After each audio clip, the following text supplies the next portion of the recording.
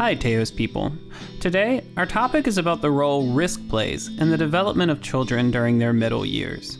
But, as it always seems to turn out in academic discussions, a simple little word, in this case risk, isn't so simple to define.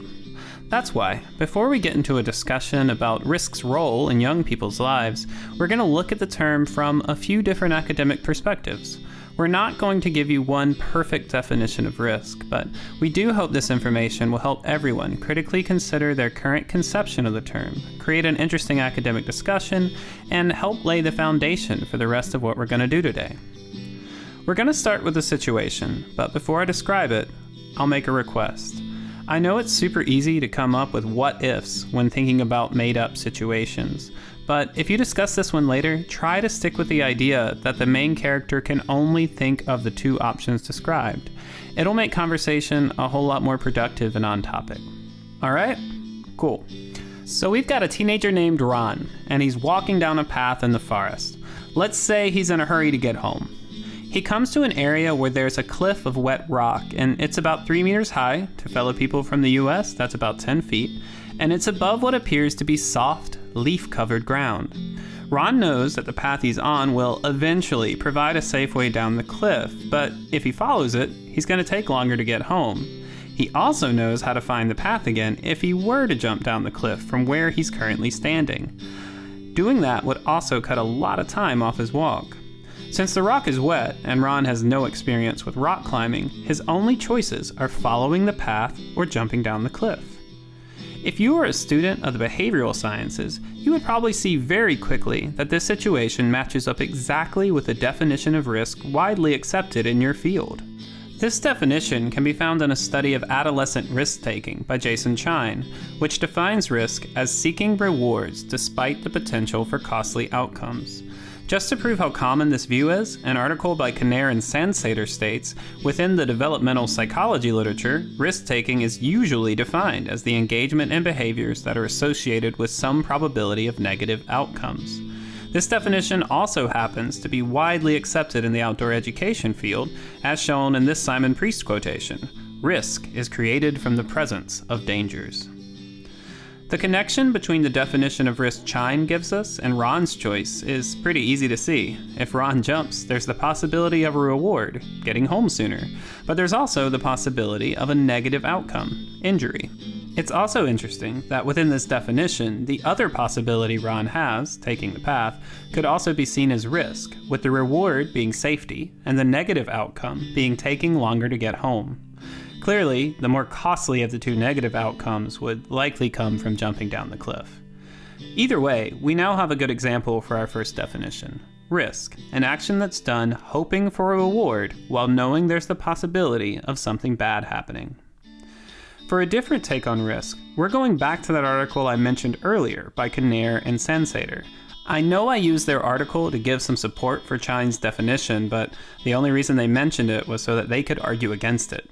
If you read on in their article, they contend that when there's a possibility of something severe happening, note that they don't believe bruises, contusions, concussions, and fractures are severe, that isn't a risk, it's a hazard.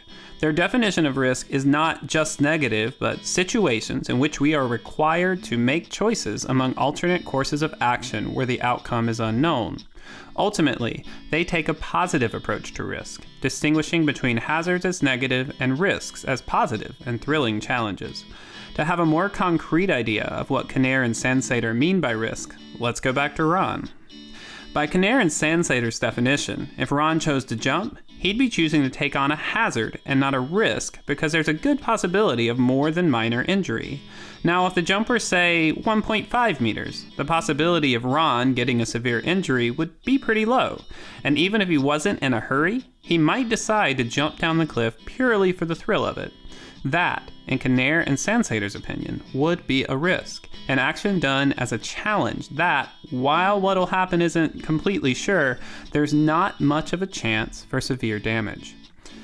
There's no doubt that Knaer and Sandsater's definition is a great way to give risk more positive connotations. But if you think about it from a perspective Mike Brown and Deborah Fraser give us in their article Reevaluating Risk and Exploring Educational Alternatives, you might see the line Knaer and Sandsater desire between minimal possibility of minor injury and likelihood of severe injury isn't so easy to draw, because risk for one person is not necessarily risk for another, as how risk is defined invariably depends upon the skills, abilities, and dispositions one brings to any given situation. In other words, Brown and Fraser would probably say that if you want to use Knaer and Sandsater's definition, not only would you need to qualify at what point risk begins for everyone, but you'd also have to consider the already kind of hazy boundary between risk and hazard for every single person, depending on their knowledge and skill set. While there are plenty more ways researchers have found to describe risk, we're at a good stopping point for today with our two interesting definitions of risk. One was an action that's done hoping for reward while knowing there's a possibility of something bad happening, and the other is an action with an unknown outcome that's done seeking thrill but has little chance of causing serious injury. And remember that in the second definition, taking an action likely to result in serious injury would be considered hazardous, not risky. Additionally, we had the final idea that everyone has different strengths and weaknesses, so it stands to reason that risk or hazard is different for every individual. Finally, before we move on to the class discussion, I'm going to throw one more citation your way from sociologist and anthropologist David Le Breton.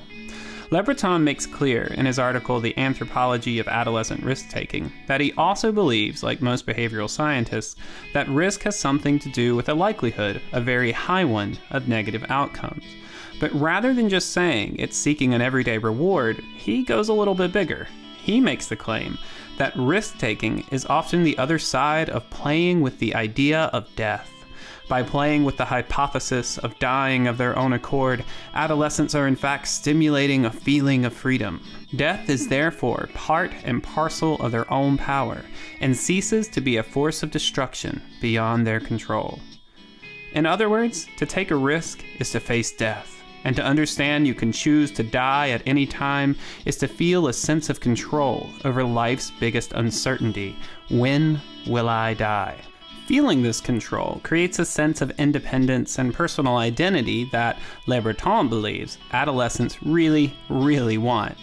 So if you thought that Ron just wanted to get home faster, Le Breton would tell you, think again.